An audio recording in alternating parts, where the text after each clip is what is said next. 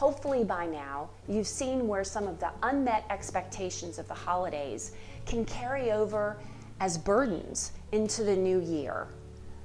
The unmet expectations of that disappointing exchange with a family member at the Christmas dinner table. Perhaps you had expectations of being more generous than you were able to be this Christmas season. Perhaps people just really didn't appreciate all the work that you did to make Christmas so perfect for everybody else this year. There's compounded feelings of resentment, isolation, depression, defeat, even pride. And how about the biggest burden of all, denial? So do you remember that first cold snap of the season? And you're like, I get to wear that new sweater. And you pulled out that scarf. And that cool snap was just so refreshing. And the leaves started changing on all the trees. And it was just beautiful outside. And the festival started, the fall festivals, and all the candy. And the calendar marched on with anticipation of all the wonderful festivities that come with the entire holiday season, right into Thanksgiving and getting fat and lots of pecan pie. I love my brother's chocolate pecan pie, by the way.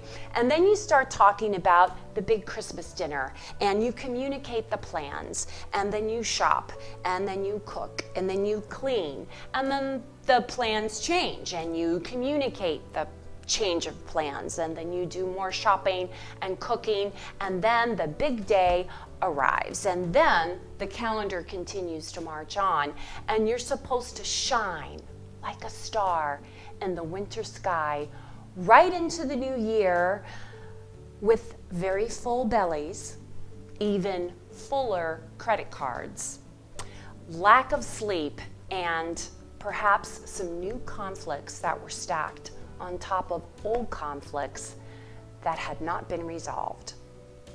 Do you see how we could actually be carrying baggage into the new year, viewing January 1st as this magical date of hope, that as the calendar page turns, all of a sudden, things are just supposed to start over and be good for us, and we make resolutions and we march on in the calendar on to Valentine's Day, and that holiday can actually be worst of all for so many people.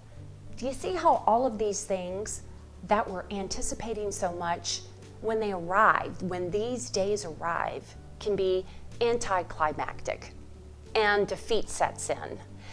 And actually what we're doing, how we're celebrating these holidays, can actually be creating the conflicts that leave us gasping for breath and needing true refreshment.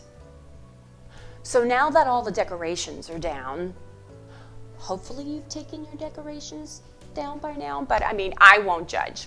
Anyway, this season, all the decorations are down from the fall, from the winter. Even Valentine's is over by now. Thank goodness for a lot of you, right?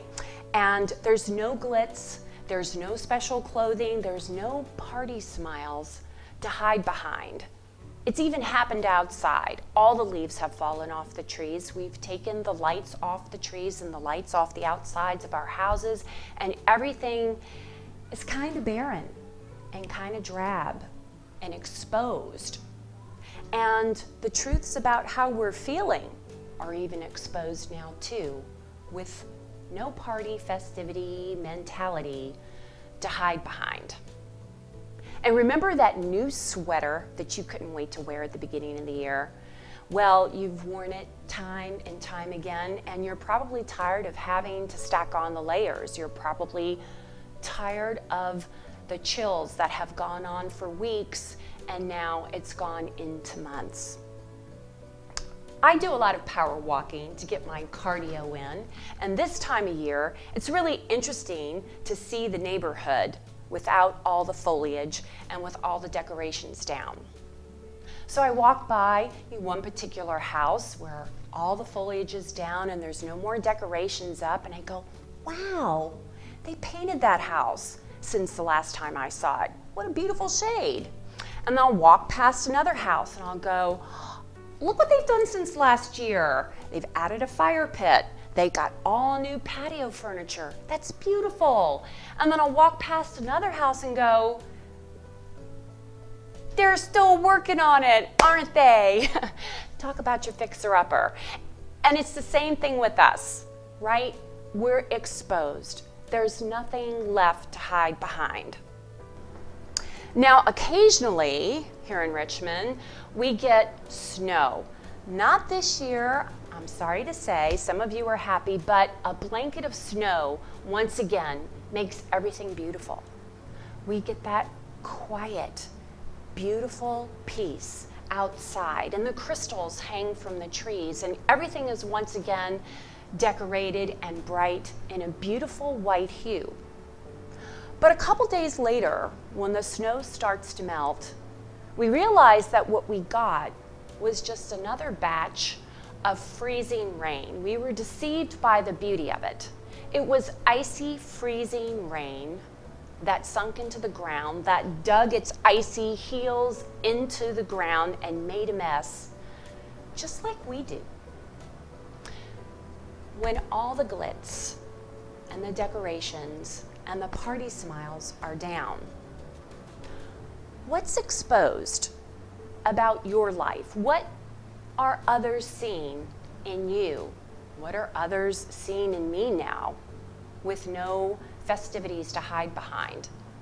What are you seeing in others? And most importantly, what are you now seeing in yourself? So here's my challenge to you for next week. I would like you to make a list.